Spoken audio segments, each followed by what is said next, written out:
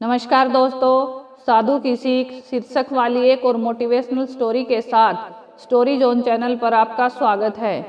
कहानी बहुत ही रोचक और प्रेरणादायी होने वाली है, इसलिए वीडियो को अभी से लाइक कर दीजिए। तो चलिए आज का वीडियो शुरू करते हैं। किसी गांव में एक साधु रहता था। जब भी वह नाचता तो बरसात होती थी, इसलिए गांव के लोगों को जब भी बरसात की जरूरत होती थी तो वे लोग साधु के पास जाते और उनसे अनुरोध करते थे कि वे नाचें। जब वह नाचने लगता तो बरसात जरूर होती थी। कुछ दिनों बाद 4 लड़के शहर से गांव में घूमने के लिए आए। जब उन्हें यह बात मालूम हुई कि किसी साधु के नाचने से बरसात होती है तो उन्हें यकीन ही नहीं हुआ। शहरी पढ़ाई लिखाई के घमंड में उन्होंने गाँव वालों को चुनौती दे दी।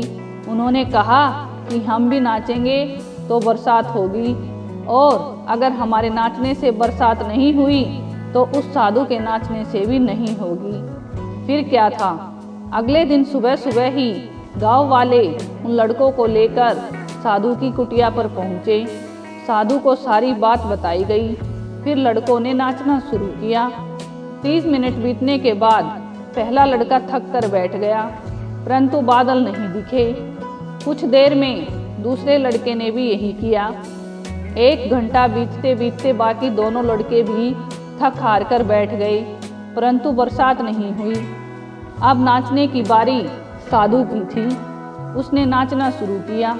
1 घंटा बीता, परंतु बारिश नहीं हुई। साधु नाचता रहा।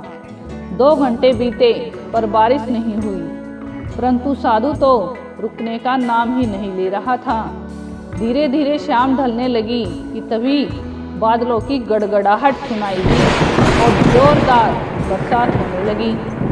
वे शहर के लड़के यह देखकर दंग रह गए और तुरंत साधु से क्षमा मांगी और पूछा, बाबा भला ऐसा क्यों हुआ कि हमारे नाचने से बारिश नहीं हुई और आपके नाचने से हो गई?